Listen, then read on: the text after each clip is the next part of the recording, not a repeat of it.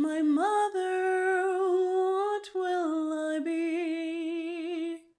Will I be pretty? Will I be rich? Here's what she said to me. Que sera, sera. Whatever will be, will be. The future's not ours to see. Que sera, sera. What will be, will be.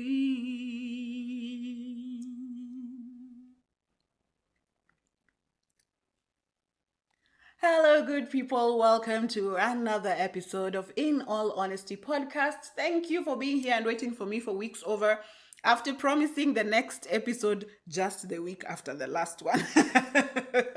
Well, better late than never, right? So I am so glad to be here with a new episode. And in the last episode, I promised you that I'll be talking about my journey in Nairobi. And after a while, also just trying to figure out how to beef up that content, I learned that I want to tell you how that experience built me into the person that I am right now, which is someone who functions optimally when they're by themselves, and how solitude has become a very huge part of my life. So can we just get started? So how did I come to Nairobi? So here's the thing, the long short of it. I got a job, a sales and marketing job. No, not a sales and marketing. By the way, sales and marketing are two very different things. Can you people stop putting them together? If you're hiring a salesperson, hire a salesperson. A marketing person cannot sell. A salesperson cannot market. It's hard, okay? So I got a sales job. So basically I was working for a certain phone company. I was selling phones, and I was stationed at a big outlet. You know, it's a service provider. And yeah, this job, I got it before I finished school. So basically I got the job and then went back to graduate while I was at this place of work. And let me tell you, that place was toxic. Like, there's toxic, and then there's that place where I worked. It was really, really toxic. So I was basically grappling with so much suicidal thoughts every single day. I was just like, if I could end it, I wouldn't have to report to this place tomorrow for work again. And just after getting my job, I've always wanted to move out of home. Home was very heavy for me. I was the kind of person who worked a lot at home, or rather was worked. So I really wanted to be in a place where I can come back and just like chill. I wanted to get away from all the planning, all the taking care of people, I didn't want to get back home and think, what are people eating? I didn't want to sit on a couch and think, now who'll wash those dishes the way it's cold right now? I didn't want to think, oh, tomorrow I need to wake up at 4 so I can make breakfast. I just didn't want to think about any of that anymore. It's not a bad thing. These are just the basic things that you do in the house.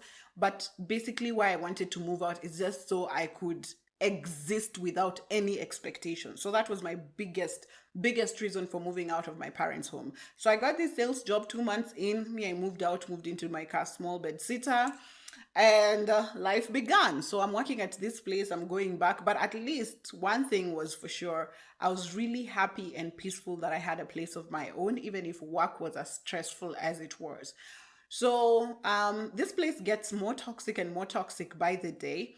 And there's this one day I wake up and I'm just like, So I've already had rumors of people who've been frustrated before.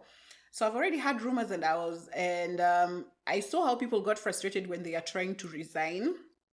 So I said to myself, you people do not know me.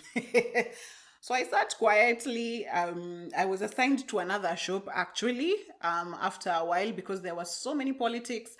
I didn't know that what I was doing at the time, I didn't know was activism, but I was basically just standing up for the things that I believed in. We were being told things like, come to Nairobi for training, but they don't want to talk about how we'll be cared for in Nairobi. I don't know Nairobi. I've never been to Nairobi. So I'm supposed to come here. I'm supposed to sleep somewhere, eat something for a couple of days, and you don't want to talk about the compensation that you'll give me to facilitate all that.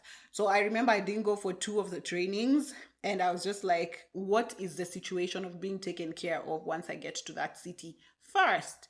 So they were viewing this as tough-headedness, and they didn't like it, but I didn't know me. I'm just the kind of person who continues to work in oblivion. I don't know why my questions would offend someone. When it comes to work, my work was thoroughly done. I had the best skills. I was really thorough. Anyone who's worked with me can agree to me being very efficient. So this place got toxic and toxic. So there's this 1 month where I was just like, I'm going to wait for this salary. And once it kicks in, I'm out of here. I'm not giving anyone notice. I'm not resigning. I'm just walking out. So my salary, I look at I think I was just like I was just chilling in the shop.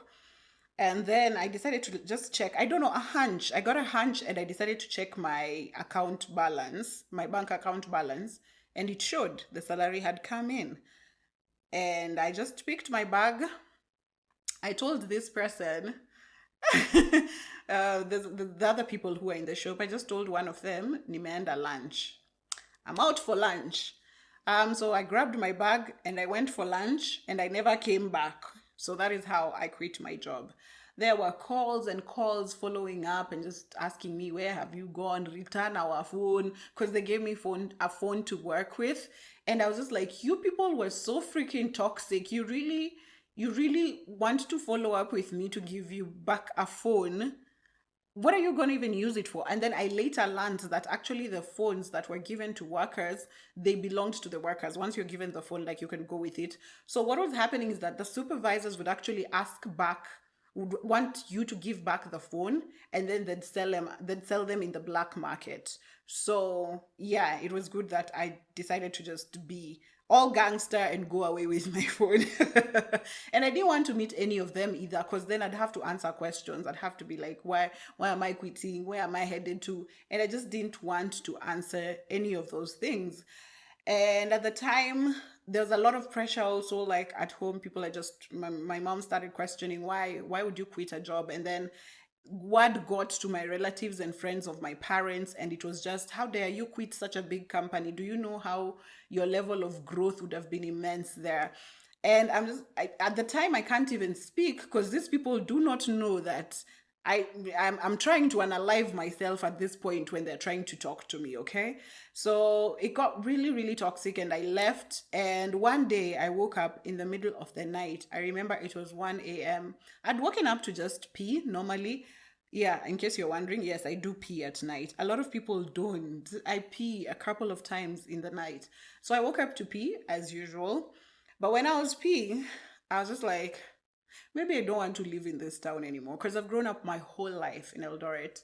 And yeah, so while I was peeing, I decided to shower, pack a backpack, and I called the taxi. There's a taxi guy who used to take us out to the clubs.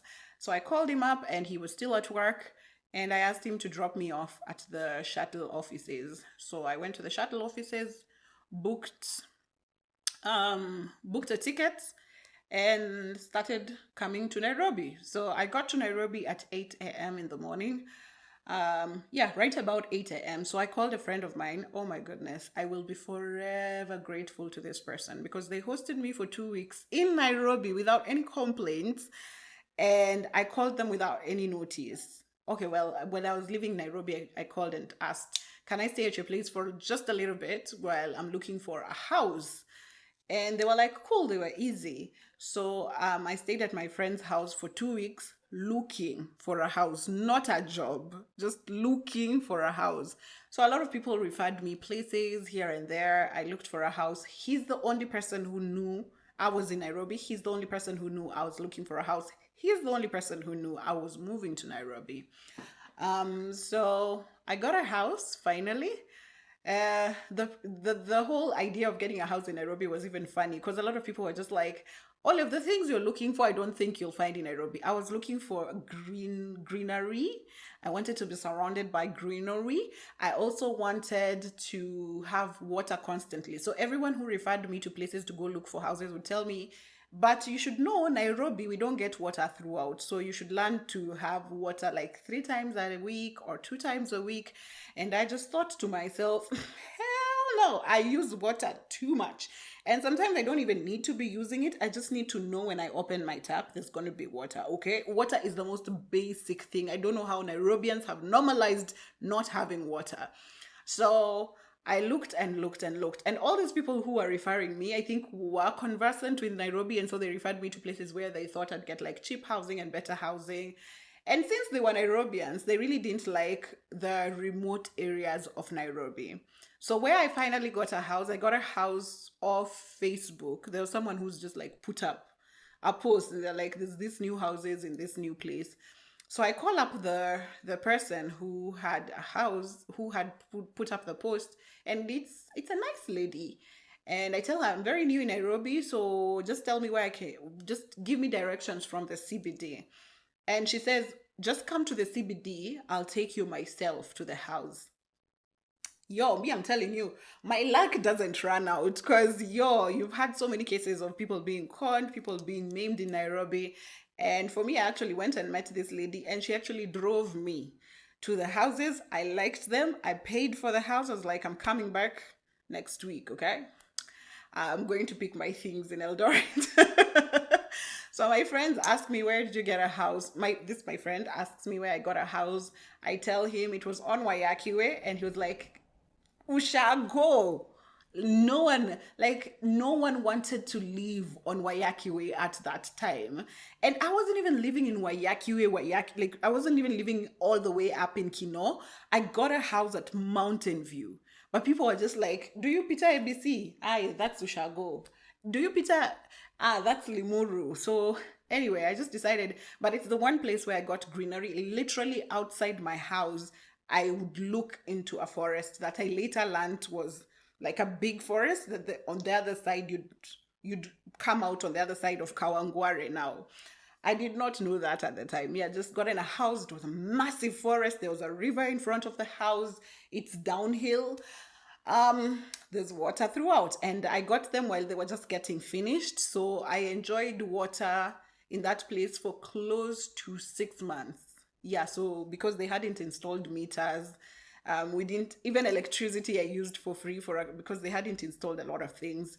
So it was a good deal. Beginning in Nairobi, it was a good deal. And I was glad that I had money from my previous employer. So it's that salary that got me this house. So I paid my rent, deposit, and then I told them, finish the house, I'm coming back next week.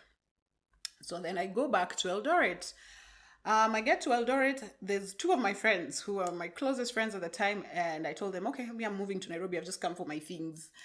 And I don't think they believed me because one complication brought another complication. And then instead of moving in about 3 to 4 days, I moved in about a week. I think it took me 5 days to get a trailer.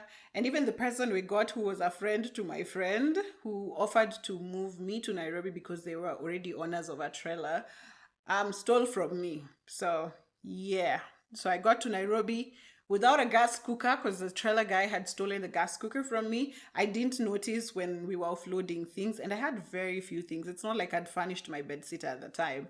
I had very few things, but then when I'm organizing the house is when I realized, oh wait, I don't have my gas cylinder. And I called this nigga and he's being fishy, and I was just like, okay, no worries, we are here in Nairobi. So I remember I ate I ate soda and mandazi from like a nearby shop. He was a really nice guy. I ate soda and mandazi, or like tea and mandazi for a very long period. That was just like my food. And I'd get by, yeah. And also this money that I have is also diminishing. But then I got a writing gig. So there's this blog that was just starting out and they wanted people to write lifestyle blog posts for them. So I got that. Some money was coming in. It wasn't a lot of money. And this is how I got into debt. because then I started the entire cycle of taking money from a loan from the bank, using it, borrowing money from someone, repaying the loan limit rises, I take out the loan, return the money to the person who I borrowed it from, and use this added limit that I was given. So that happened until I accumulated a good amount of a loan. Not so, now that I look back, at the time it was huge because I didn't even know where I'd begin to get money to pay it. But by the time I was paying back the loan, it had accumulated to around 40,000 Kenyan shillings. So the first gig that came through, there's a girl who's also come through for me multiple times. She's such a sweet soul. So she also referred me to a place where she thought they were hiring. I applied, I got the job. So, let me tell you this story first. So the first place she referred me to, I got hired. This was Samantha's Bridal. Let me tell you, I was there a whole 10 days, and that place was freaking toxic. This CEO would quarrel people, and the people in the office would literally scatter. And it's like, I don't know, it was just ran like, man, that place was super toxic. Man, oh my goodness, I don't know. I've had my fair share of toxicity in like just working in different places. And now what happened is this place, I've worked for a whole 10 days. She was mad about something, called me into the office. She's like, oh, I'm not even talking to you. The drama, can you imagine how dramatic this person was? They called me in their office together with someone else because they're so disgusted by me, they can't talk to me directly. So I'm seated in an office with two other people, and one person is talking to the other person to tell me what they've said because they just don't want to talk to me directly. So the mistake wasn't even mine to begin with. So that's what I explained. I just explained the mistake wasn't mine. I explained that I apologize if there's anything that I might have caused an inconvenience with, which I did not see. And I was just like, okay, cool. So the CEO of Samantha's Bridal tells me to go think about what I've done for 2 weeks and come back and we can continue working. So I just go home and think about what I've done. It was headed to Christmas at the time. So I went home, I cried that day, and I was just like, I know I have no options completely right now, but I'm not going back. I was just like, I know I'm really desperate, but there's levels of disrespect. I'm willing to unalive myself, really. Like, if I live in this world being treated like pure shit, I'd rather just not leave. For me, that made sense. And to date, it still makes sense for me. If I have to get to a point where it completely does not make sense, where I am completely disrespected and I completely have no options, I'd rather leave. I'm sure there's rest, at least. If there's nothing after life, there's surely rest that I am assured of. So, I go, and let me tell you, I start following up on my check because I'm not now supposed to be paid for this 2 weeks. And then I go think about my life for those 2 weeks and then come back in January. So these 2 weeks, I start following up on my check. Oh, she's on holiday. Oh, she's not around. Oh, da da da da da da. So this one time, I've even given up on that money, by the way. I'm just like, I was told Nairobi there's con people, so you might work for free. So I have accepted it. So I'm just chilling in my house, and then of course I use Messenger to date. I still have Facebook Messenger. So I see a message and I open the message, and it's the sales lady who didn't even like me. From the time she saw me, she just didn't want me.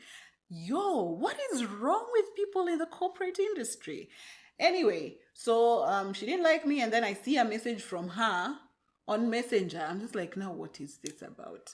I open the message, and guess what? It's the sales lady, not the HR or the one who doubles up as a secretary. No one in the marketing team who I work with. The sales lady is the one who sent me a message on Messenger, Facebook Messenger, guys, to tell me, can you go for your check at 2 p.m.? The offices are closing for Christmas. Messenger. So it was by grace that I actually had checked my messenger. So it's already around noon. I can't get there by 2. So I decide, let me do this. I'll call the HR, the secretary. She was the sweeter one of them, but she was a whole lot of gossip. She would gossip so freaking much. Gosh.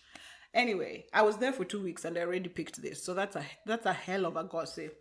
So I call her and she says they're closing the office. So I should call the editor. The editor who actually set me up in the first place so that the entire thing happened until I'm being given a break to go think of it was the editor's fault, and he knew it was his fault, and he threw me under the bus in my face like this. It was the first time I ever saw deceit in person. I have heard about it, I've watched it in movies, I've read it in stories. I had never in my life had someone look at me and say, no, I don't remember. No, you did not tell me anything to do with this. And there were witnesses who saw me telling him to edit this and this is the deadline.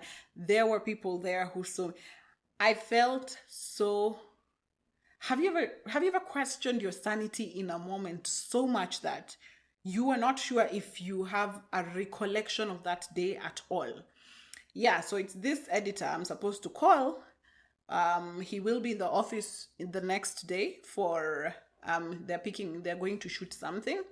So I should liaise with him. Whatever time he'll be in the office, I'll find my check on top of the secretary's desk. I'm like, okay, cool. So I call the editor. The editor says I'll be at the office at exactly 10. Make sure you're there at 10. I get to the office at exactly 10. This ninja shows up at, I think, 11:30. We move on regardless.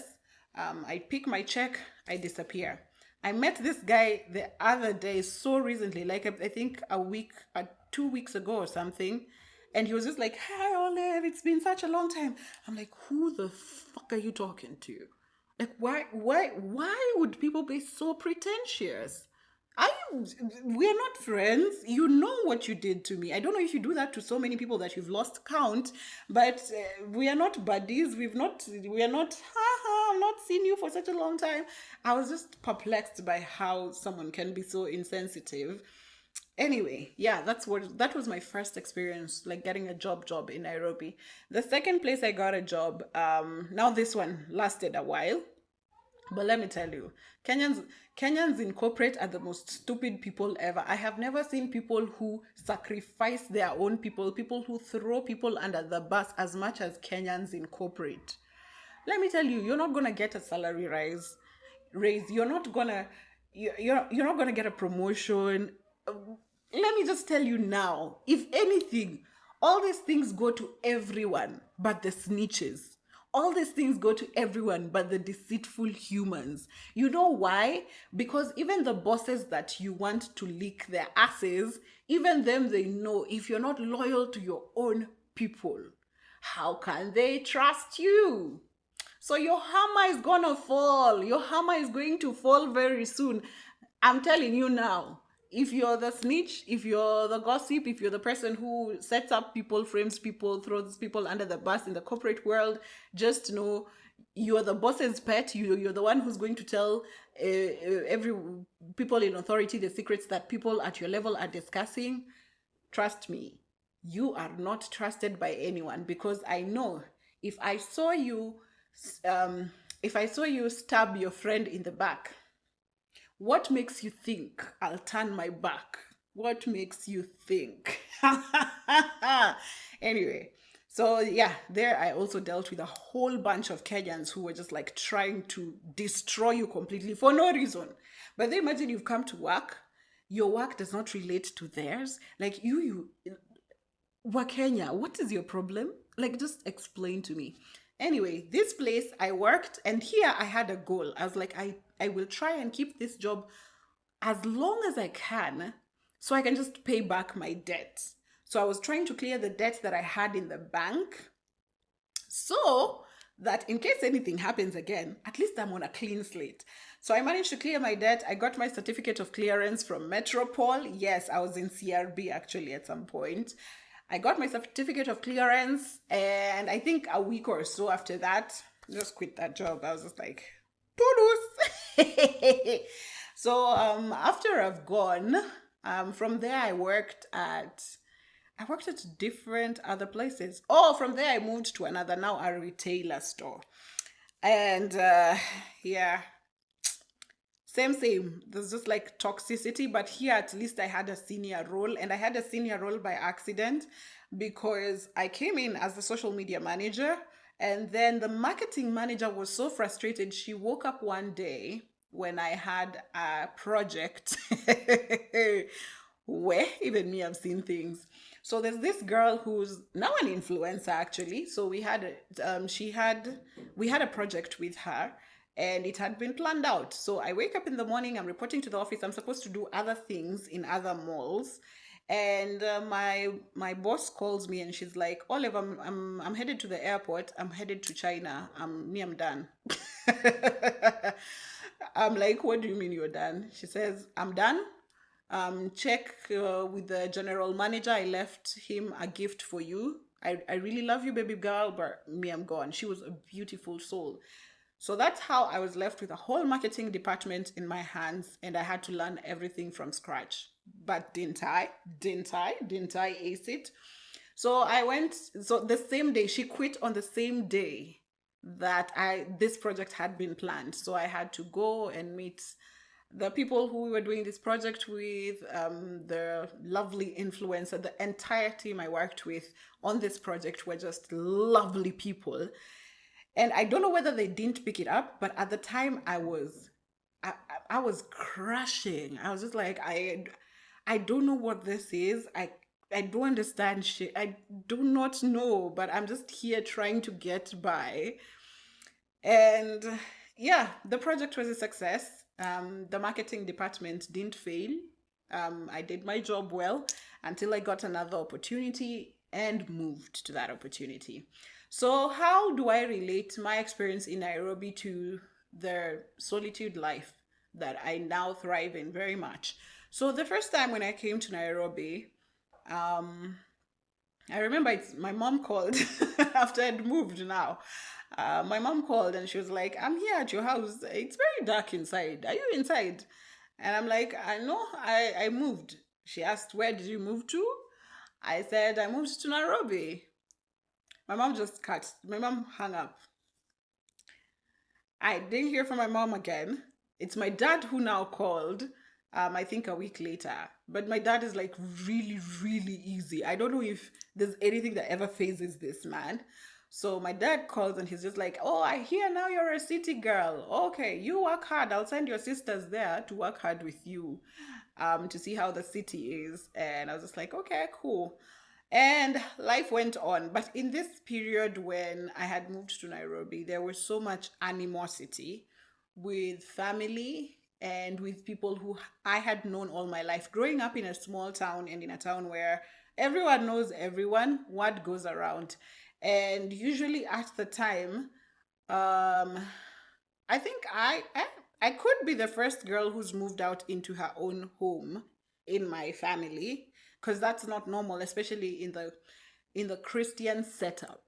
It's not okay for a woman to move by herself unless like work requires her to be somewhere or studies require her to be somewhere. But a woman does not just move out of her own volition into a house that has no man. So rumors went round and rumors went round. And so sometimes when I'd go back to Eldoret, I could feel the stares. I could feel the unspoken when I was probably meeting people that I knew from childhood, from my teenage years. There was a lot of animosity. And so at the time, I remember so it's my sisters who used to feed me tea, my two younger sisters, they're the ones who used to feed me tea. And they tell me, oh, by the way, Nani has been banned from seeing you. Oh, Sijui, Nani has been told not to talk to you. Oh, Sijui. Yeah, so at the time, I felt very, very disconnected from anyone. At the time, I had no one. Like I felt like I know I've been alone my whole life, but at that point I knew I was alone. Like I knew I use the analogy that if I dropped dead in my house, it would probably take a month or so for someone to realize I went missing. I had no one at that point. And the people, you can't even say like I would reach out to like my friends or the people who, like the person who hosted me, the person who referred me to some jobs, even they were also going through their processes. Because sometimes you talk to them and just listen to what they're going through, and you're just like, yo, hey. So everyone was going, my age mates are going through it. I'm also here. I mean, they're not, just the same way they can't rely on me, I can't rely on them. We're both on the same boat, you know? So at the time, there was just no one. There was just no one. The idea, I remember a friend of my mom said, this I've said even in previous podcasts, a friend of my mom said, you will come back crawling on your knees in this Eldoret. And I remember that was the one thing that kept me going. I was like, in this Nairobi, I will die before I crawl on my knees back to Eldoret. I will die before I do that. So I think just that process of being alone, completely alone in the world. Like, have you ever sat down and felt void, like nothing, like vacuum, nothing? That's what I remember feeling. And from that point on, I realized I only have myself. I only have myself. I am responsible for myself. Whatever happens to me is I'm the only one who can blame for anything happening to me. And from that point, I just started to customize my life and to live my life as if there's no one else, right? And so I did, up to date, and I lived a very peaceful life. And I think the disconnection, it's easy for me.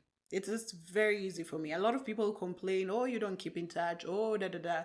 It's because I literally do not think of you until I see your call, until I see you on social media, until I see, I don't know, I literally just never ever think of people. And probably my brain was programmed like that for that period of time. Probably it was very traumatic to realize that I had to set up myself for soft landings whenever people didn't show, whenever people disappointed, whenever people threatened to attack.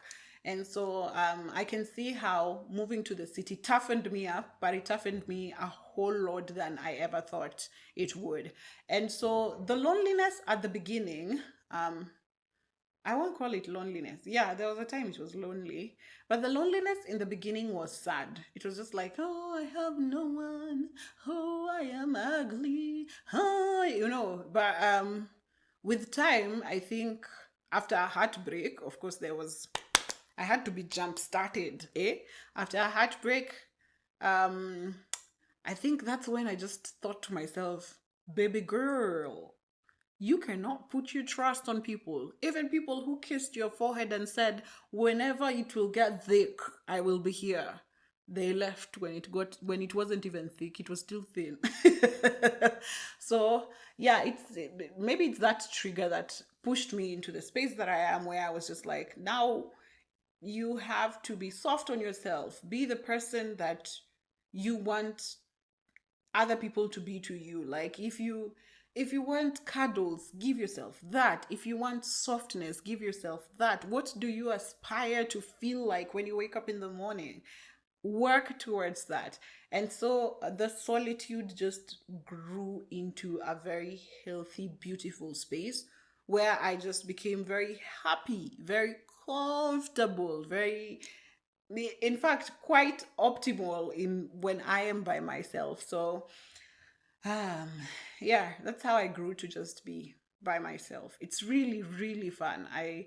Sometimes I even like go, even things I have bought when I'm with people, sometimes I just get mad later on. I'm just like, why did I buy this?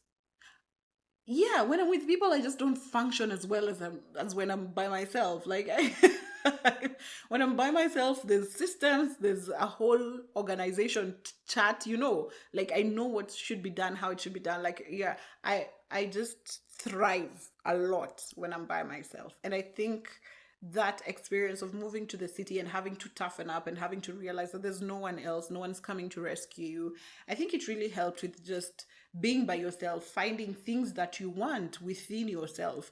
And for me, finding happiness within myself, finding love within myself has been the greatest achievement of all time.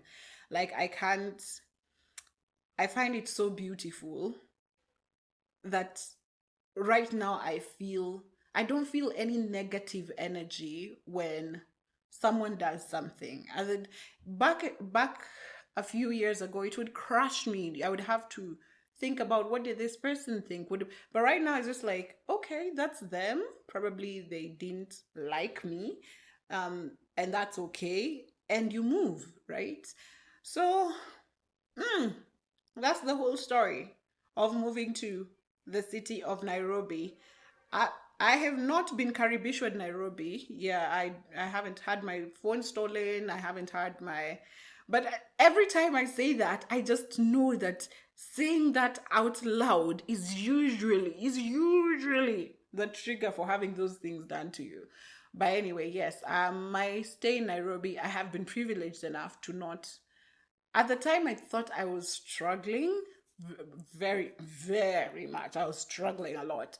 But right now, I look back and I realize my experience had a little privilege to it. Like things like, yes, I could come to Nairobi and I could afford a house off the bat. That was not, for some people, that's not the story. You have to come, sleep outside for a bit, sleep at people's houses, for a bit, couch surf here and there. But for me, it was just, I look back now and I realize how much privilege my experience had access to. And I'm grateful. I really am. Like, I found way, like, even getting these jobs, I feel extremely privileged because there are people who are looking for these jobs and they're not getting them. So me having to just like have jobs here, there, like I've literally worked in so many places. I'm just like, um, I cannot sit here and tell people there's a formula to getting these jobs. Honestly, I think there was an aspect of likability for me with the people who are hiring. I guess that's it. Because I honestly cannot explain these jobs I've gone to and gotten without any experience. I ran a whole marketing department without that kind of experience just because it was dropped on me. So, such things, I pay them to luck. I can't say it's something that I did by myself to earn it, but what I am sure of is I never fumbled it. When these opportunities came, I did not fumble it. So, as much as it was luck, I also did not take advantage that I am lucky, I'm getting all those good things. So, I truly and I'm honestly very grateful for my experience. I am honestly very grateful for the space that I am in my life right now as we speak. I am the happiest I have ever been. In all honesty, I am the happiest I've ever been. Ever. Ever.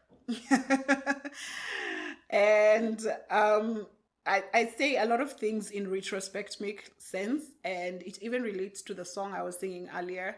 Que sera, I think it means whatever will be, will be. So the future is not for us to see. It will come, but we cannot anticipate, we cannot always plan for it. And yeah, for me, I will say it's a lot of luck, a lot of luck. But also, when that luck comes hitting, I don't sleep. Like, I work and I work efficiently, and I hold on to the values that I find valuable to me, like honesty, respect, kindness. Those are very high up there. So, this has been my experience in the city.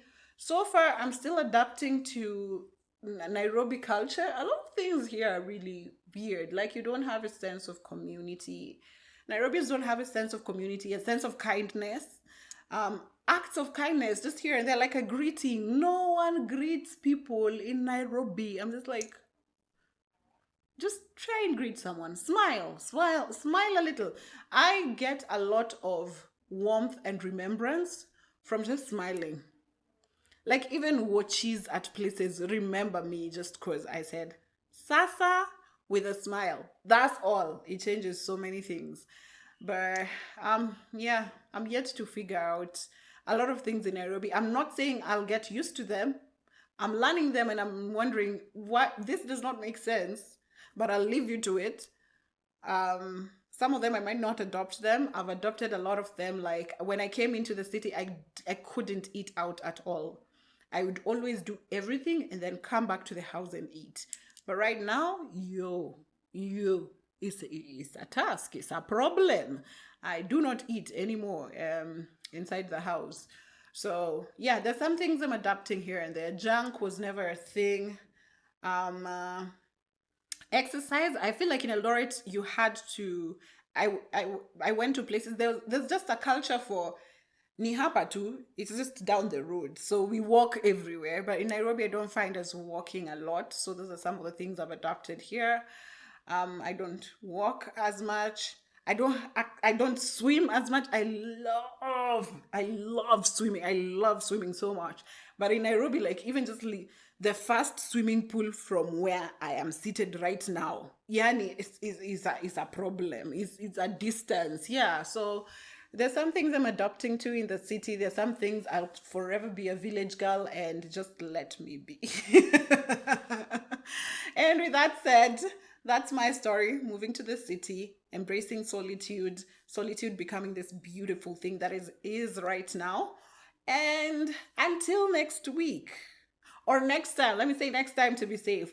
It's been In All Honesty podcast. My fabulous name is Oliver Rao, and bye.